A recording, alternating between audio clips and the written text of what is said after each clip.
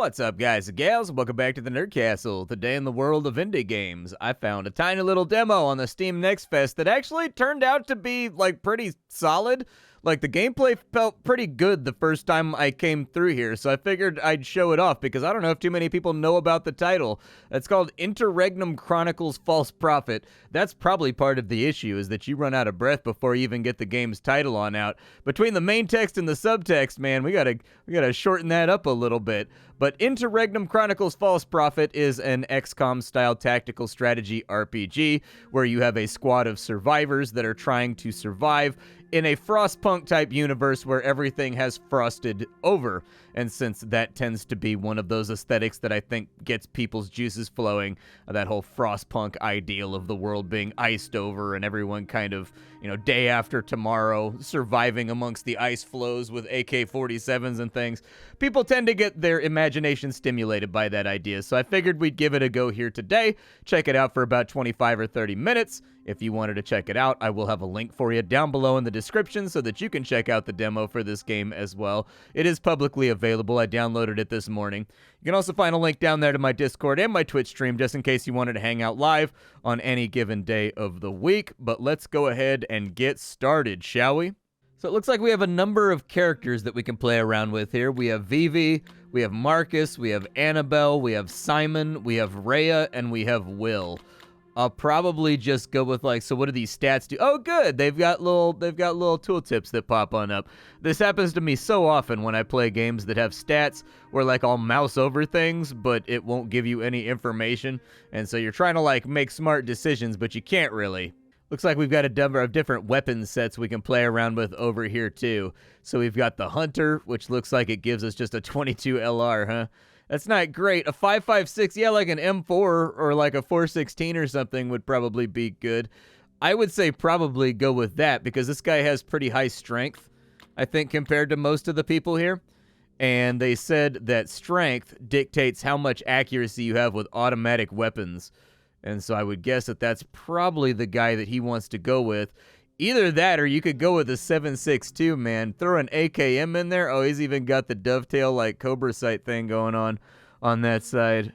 Yeah, let's go for the AK. Why not? We'll go for the big old bump 7.62, AKM foppada. That's what I need in my life.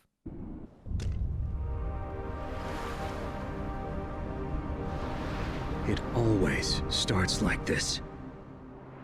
Strangers march through the winds of the apocalypse.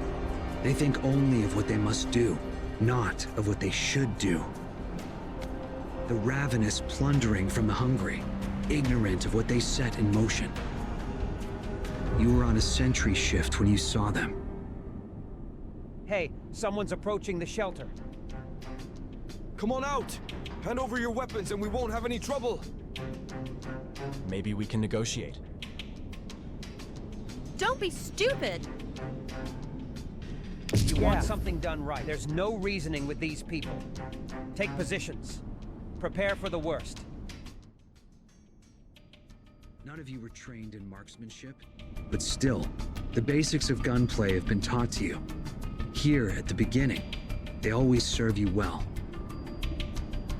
If you suppress your opponents, you take control of the battle's momentum. The less they do, the more you can do.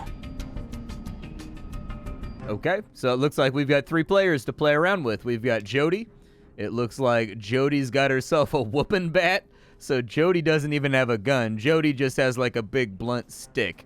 Unfortunately, it looks like a lot of these guys have firearms, so I'm not feeling super confident about Jody's viability right now in this overall conflict, but maybe she's like the Louisville Samurai, I don't know. We've got Billy. It looks like old Billiam's got himself a knife, and he's got himself, does she have a different gun she can swap into? Oh, she does, dude. She has a 1911. Okay, well, never mind then. We've got other options. So it implies in this game, this is a granular AP system. So this is not one of those games like New XCOM or Nouveau XCOM or whatever you want to call it, where it's a 2 AP system. I find that there has been kind of a resurgence back to this style of game lately. The 2 AP system that I think Enemy Unknown pitched to the world works very well for smoothness of play, and it has good rapidity, And it's very understandable because the extra actions become sort of this icing on the cake that you get on top of your 2 AP, which make for very interesting, intricate turns. However, with a granular system like this game has, or like Xenonauts has, where you have like 100 AP and every action takes like 17 AP or whatever else, I guess you could call it a Silent Storm system too. I find that that allows you to have interesting turns in its own way as well. And so, line of sight will be implied on our characters by whoever has a red glow around them. I would also suggest that they add a dot and a red line that runs in between people that you can shoot just for visibility purposes. It's implied fairly well right now, but that doesn't mean that it can't be implied fairly better. We've got a number of actions at the bottom of the screen that we can play around with, from pistol whips to shooting at the enemy to reloading to holding guard mode. Overwatch in this game is kind of interesting because it's basically holding your turn. So they've actually hybridized it with something like Dungeons and Dragons, where you can hold your turn until an enemy does like X qualifier. And the qualifier in this game's case is that they cross like a line that you put on the ground. You will spend 5 AP to take your turn in the middle of their turn the second that they cross that line, which I actually kind of like a little bit better than Overwatch, in all honesty. I sort of dig that idea in its own way. I guess what we'll play around with first is we'll just try to get somebody next to a window so that we can put a little bit of buck on somebody over here. From what I've seen so far, I played through this first level, and it seems like they take cover at appropriate moments in appropriate spots. I haven't seen them clipping into walls when they slam into cover. Looks to be pretty good. So what do you have? So we've got like grenades, we've got like blind fire. I can't really open my inventory right now to find out exactly what I have, but this is going to be the other way that this game diverges from what you may have seen before. So this is the Jagged Alliance system right here. So this is going to be a polarizing thing for me. I really like having the percentages that let me know my percent chance to hit. However, in this game, it appears to be the Jagged Alliance system, where just each of these circles implies more and more accuracy in exchange for more and more AP, and you've kind of just got to like shoot your shot and take your chances. I'll probably just squeeze that off right there. We hit with that really, really well, and in fact, I found that the gunshots in this game look and feel pretty good. Like, they feel pretty solid. The other thing is, you don't get all of your AP back every single turn. The game is a little bit odd like that, in that you get 50 AP back every single turn. So if you go through like 100 of your APs in one turn, on the next turn you'll have the equivalent of kind of like a half turn, I guess. At least that's the way that I observed it. I'm going to have her set up maybe over here. I don't know if she's able to bust like one shot at somebody from like the backside over here. It doesn't really look like it. Maybe instead what I'll do is I'll slide her into cover right here, and we'll just kind of like set up a little Overwatch right there. I don't even know if she's going to be able to do anything with said Overwatch, or if they can even move that far, but we'll go ahead and give it a try. With this bandit over here, he does have a shot through the window. I'd say go ahead and take it. Good shot. Look at you over here. You laid him out, bro. You let him have it. Reload that blicky. You showed him what it do. Now just take a little. That was good, man. You sprayed him all over the place. I think we're more or less out of AP unless we really want to tap out Marcus like super hard. And since he goes through like 5 bullets a shot, and I've noticed a little thing here where it looks like he can't really reload his gun. This may in fact be the only AP that we this may be kind of like the only magazine that we have. It looks like we can unload it from there, so he's going to have to take a turn to do that at some point. I figured I'd fiddle around with the inventory system, but they've got very nice portraits in here too. I like those a lot. And then you've got like a full bio over here with everything that they've done in a playthrough. I like it. That's a good menu system right there. It looks solid for a game like this, especially for a game where the story is largely supposed to be like emergent. And I find that tends to be the case with a lot of these little XCOM style games, is that it's less about the overall arching narrative, and it's kind of more about remembering the cool contrived things that sort of happen during the course of a playthrough, I guess. Tends to be the way that I view these sorts of games. He's probably going to bleed out on next turn. It seems like bleeds do a pretty good chunk of damage, and I very much like how characters that have bleeds on them, if you notice, they're leaving blood trails wherever they stop. It's very rude, sir. You shouldn't use profanity like that, sir. How dare you profanitize at me like that? I find that to be unacceptable, sir. You show some manners, sir. Oh, we got the one in the back with the buckshot, too. Yeah, wing him with another one. I think he's going to bleed out before too long, so, like, who really cares? We need to get some pressure off this door over here because it seems like all of this is going to kind of come to a conflux on this left-hand side. So I'd like to have the right-hand side mostly cleared out before we go in on the left. I did want to point out that there's some very tasteful usages of shaders and things going on with this demo as well. For a developer that's largely unknown, like I went through their catalog and didn't recognize anything, for what appears to be sort of like a debut shiny title, they've done a really good job with the lighting, and they've done a really good job with the texturing and like the map design and like the layout. It actually like looks like a school and like a place that you would attend classes at, and just the way that it throws tasteful reflections off of floors and like various surfaces like the snow. Something that was stark to me when I noticed it. It stood out very much. You can pop a shot at him, but If you want something done right, oh, no line of sight, really? Okay.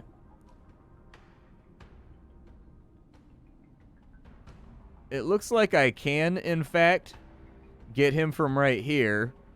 It kind of, I guess it depends if this guy is going to bleed out. Does the tooltip rightfully say they're losing blood at a rapid rate? I bet they bleed out on their next turn. That's what I bet. Let's also kind of see what happens over here. So we definitely have a guy with an axe right there. You're probably going to want to zap him. That's probably what I would recommend.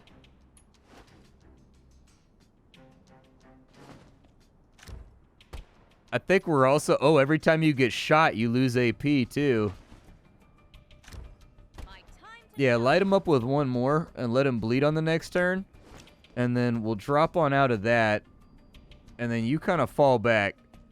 So just pop out, bop, bop, bop, bop. Hit him with a couple 4-5s, which he's definitely feeling right now. I don't know. There's not... You have to be an awful, awful big man to soak like 4 or 5 rounds of 45 caliber to the chest and still be in a mood to walk it off. I do want to... I'm going to take the risk over here, I think. I want to alleviate some pressure on this side because I don't want to deal with these idiots. Let's go ahead and we'll 45 AP that. Oh, you lasered him. Down he goes. Good stuff. So my man took a nap. He went nighttime. I'm curious what's going to happen when this meter fills up, too. I didn't play long enough to figure out what happens because I got overrun on this side. So, like, I missed a bunch of shots in the beginning, and then I got overrun on the left-hand side when I was playing around with it. And so I never got to see what happened over here, but by that point I'd figured out all the controls and the things that I can do and whatnot. So I was just like, maybe I'll go, like, play the game. I would like for you to fall back this way and maybe start prepping for defending this side of the battlefield because it is looking a little dubious over here. We'll end our turn. He bled out just like predicted.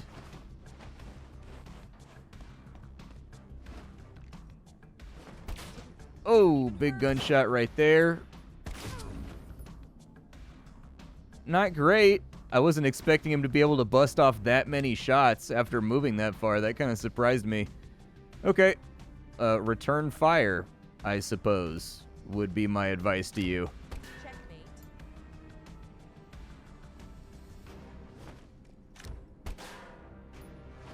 Yeah, I mean, whatever kind of pain and suffering you can put on him. I don't have, like, a prone command.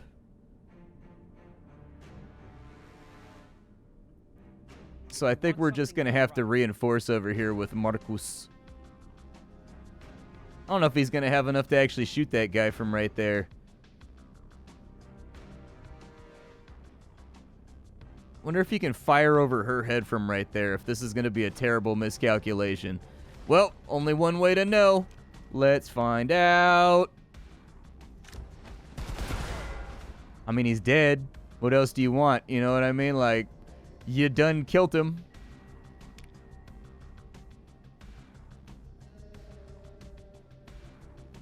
Not a lot of AP to go around here.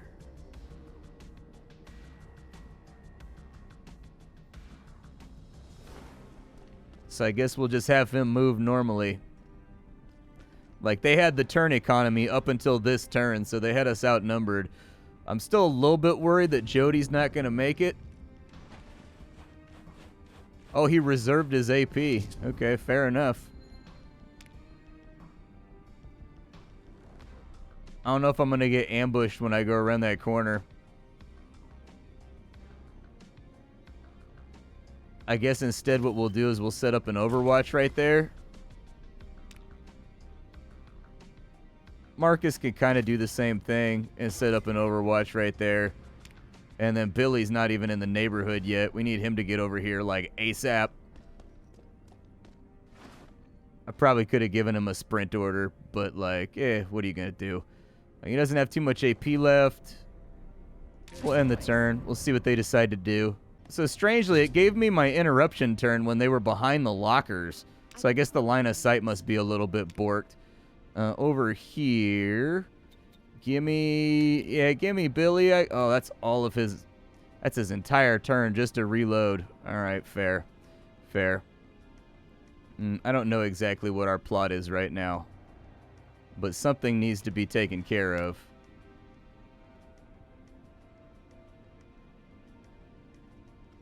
I'd maybe suggest letting that guy have it. I was going to say, I need him to be dead, like, sooner rather than later. And then if Jody can get herself to some kind of cover, we just need to, like, stall for a turn, I guess. And in stalling for a turn, we might be somewhat okay here.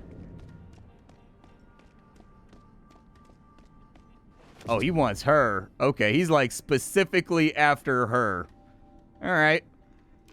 So it looks like they attempt to seek out people that have the lowest HP at all costs. I long for the days when the world made sense. I can still remember the sun on my face. When cities shone. When grass grew. If more of us had known what was going to happen, would it have made a difference? We all saw the dark clouds churning on the horizon.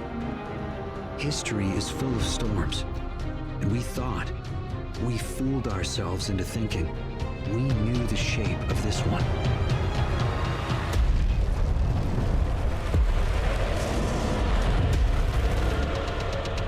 It was a war, but we weren't the soldiers.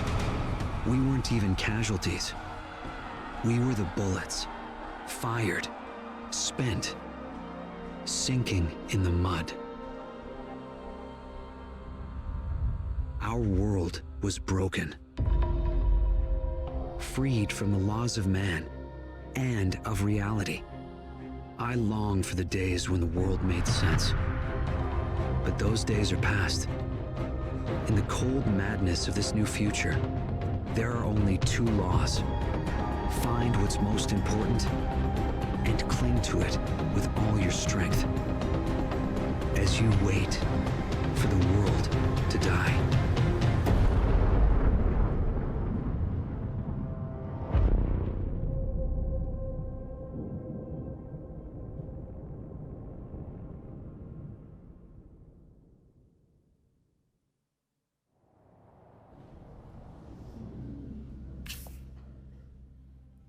Here's our shelter. Despite your efforts, a second bandit group breached the shelter, and in the dim light, it's impossible to distinguish between the living and the dead, or which fate is worse.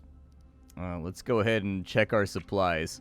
The bandits raided it too. It's going to take a while to figure out how much is missing. Suddenly, one of your squad mates' voices breaks the silence. Emil! Are you kidding? Emil! Has anyone seen my brother? Only silence answered her. I'm sorry, Jody. He's not here, and if he's alive, then he's been taken. Even if he's alive, hope is slim. Since the collapse, anything taken is as good as gone. Most people have gotten used to the loss. We can't just sit here. Jody hears a kindred spirit, +5 morale. Your fist slams the table and the blow commands silence. The shocked eyes of survivors turn to face you. It's suicidal, they say. Maybe, but I want to die on my feet. I'm going. Who's coming with me? Let's take things slow. Hell, it's the least we can do after failing them. For Billy, the world ended before the collapse. Even when he was homeless and abandoned by society, he never lost his heart of gold. Good to have you. Let's get a move on. We'll try to get Emil back, no matter how those bastards try to stop us. Jody grew up in the years before the collapse. Her future was ripped from her, and she's driven to protect the scraps. We're gonna get that payback. Nobody else speaks up. Not everyone has the resolve to walk out into the fathomless cold, especially since this is supposed to take place in San Francisco. Like, dude, it's like 65 degrees year-round where I live. We're not, like, cut out for this snow stuff, all right? Like, we get, like, 6 months of, like, 65 degrees with, like, overcast and rain, and then you get 6 months of, like, 95 degrees with occasional spikes up to, like, 110. I can deal with that. That's no biggie. But this snow stuff, dude, literally does not snow here. Like, not even a thing that exists. I think the last time it snowed was before I was born. Like, in the 80s, there was, like, 1 inch of snow where I grew up, like, kind of around the Bay Area. It's time. You open the shelter door with a blast of light and snow. The freezing wind cuts through you, and you take your first steps into a world that belongs to nobody. The bastards were from Riverside, huh? That's my high school once. Follow me.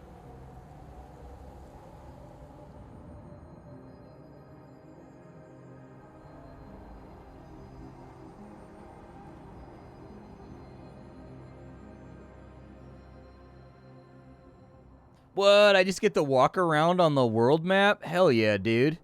So we have an expedition, and it's to rescue Emil from the Riverside Shelter bandits. I'm guessing that anything we click on here and anything that we kind of do is going to have, like, a time cost and, like, a thing that we need to knock out, basically. It looks like green buildings are the ones that can be effectively looted, but it also looks like we can just kind of, like, set out and go where we want to go as well. When it comes to his inventory, like, if I unload that right there, and then I take those 7.62s... Oh, it already did it. Nice. I was going to say, man, I kind of need to, like, reload all my guns right now. I didn't think that the game was going to remember either. A little bit of 45 right there. Oh, it looks like it's just bugged right now. It doesn't update, but it does put the bullets in. So it's not updating the sprite, basically. Okay, so we've got bandages. We've got sliced bread. It's the best thing since itself. Let's go ahead and I guess we can check out an apartment complex. I want to see what scavenging looks like. Oh, wow, you actually, like, Tarkov scavenge on the map. Like, it's got kind of like the same revealing, sort of slowly showing you what's inside their thing. So we've got stomach medicine, we've got painkillers, and we've got a hot meal and some clothing. Did I take all that stuff, or did I not take all that stuff? I was going to say, take it all. I want all of the things inside my inventory. Let's go loot this house over here, too. Listen, Emil got captured. He can wait, all right? If Emil wants to get drug off in the middle of the night, Emil's got to learn to suffer the consequences of that. No, dude. Okay, so the menu closes, like, really easily. A historic museum stands empty on the side of the road. Empty piles of clothes sit on the stairs, evidence of people who vanished in the collapse. The doors stand open and unlocked, and peering inside shows halls of art exhibits shrouded in darkness. Something about this all feels ominous. I don't know what stats we have, but I'm willing to bet we're not very good at intelligence, so I'm going to go with willpower. Alright, so we have 25 will. Do it yourself. Hey, alright. Apparently I succeeded. So you have a brief sense of peace. The darkness of the museum is broken up through shattered windows, illuminating flashes of light on beautifully rendered paintings. Tensions start to flow out of you. You realize that your fear is your mind playing tricks. This was always a place for people to reflect on the past and learn, and even now, it has nothing horrible lurking inside, just a sense of tenuous peace. Yeah, I definitely want the 9mm ammo for sure. Yeah, if you like click on stuff inside these item menus, it kind of like weirds out. Just hit take all. I don't know if we can carry it all, but we're going to take it all. All right, let's head on down the road. Oof, my camera got stuck for a second. Looks like we can also establish camp over here. It looks like it lets you heal wounds. All right, good to know, good to know. I got to go all the way. Dude, he's so far away. Is there like an overworld map that I can look at? Oh, wow, he's like super far away. Okay. So I'm guessing we need to like heal people, and there's going to be like events and stuff along the way too while we try to hike our way down there. The world map's very stunning. I'm not proud of it, but we're going to die if we don't take what we can get wherever we can get it. Oh, something happened right there, but it said something, but it blew away. It was a really cool effect. Some time and elbow grease, you pry the boards off a window and smash your way into the abandoned house. In the middle of ransacking kitchen cabinets, someone walks in. A grizzled man points a shotgun at you, his hands trembling. Drop it. All of it. Get out of my house. In the days to come, you will face challenges, and you must decide who faces them. The best suited for the job are those you consider expendable. We have good strength. We could probably tackle him. I've got a 40, so... Do it yourself. There we go. Like, even with a 2 roll, we still managed to pull it off. Maneuver catches him off guard. His shotgun is confiscated, and he stumbles back with his eyes wide. He fears the worst. I mean, we're not going to hurt you, man. He flees back into the basement and locks the door behind him. You don't pursue him. Why bother? There's enough up here to take. Alright, so you find another large, middle-class house with an unusual feature in this part of the country, a basement. It's been fitted into a lounge with a TV and a comfy-looking sofa. But what catches your interest is a small door hidden behind the minibar. Inside is a sparse panic room, save for a vault set into the wall. A huge black cube of metal jutting out. It has a still blinking keypad. Apparently, the lock is electric with an independent source of power. I was going to say, we're going to have to roll pretty well right there, but we still pulled it off. It takes time, but you turn over the house, you find a crumpled sticky note on the bottom of the mattress that has a combination. It remains to be seen whether the safe has something useful or just junk. I mean, you know, medicine and stuff, I guess. It doesn't really look too wild and crazy to me, but it looks like I can actually slap on more clothing, too, if I want to. It looks like it divides up your clothing by whether or not it's combustible, which is kind of like an interesting place to draw the line. I'm guessing there's going to be a lot of throwing Molotovs around if something like, how combustible is my character, is a legitimate question, but it looks like everybody has different equipment here. Whether or not it shows up on the character and changes their appearance or whatever remains to be seen. But if they can get this polished up, I actually think this is very promising. I liked the gunfire, I liked the combat, I like the lighting effects, I like the portraits, I like the overworld map, I like what's going on here. So I'll have to check back in on it when the game's done. So this game is called Interregnum Chronicles False Prophet, the longest name for a video game ever. Go check out the demo and play around with it if you want. There's a couple little bugs in here with like displays for like swapping ammo out and things of that nature. But that was about all I saw. I didn't have any other issues except for the AI occasionally doing something dumb. But everything else seems to be actually purty and nice. It's kind of like Frostpunk and like XCOM had a baby, I guess. I'll see y'all later. Thank you for stopping on in, and that's about all I got for you. Bye, folks.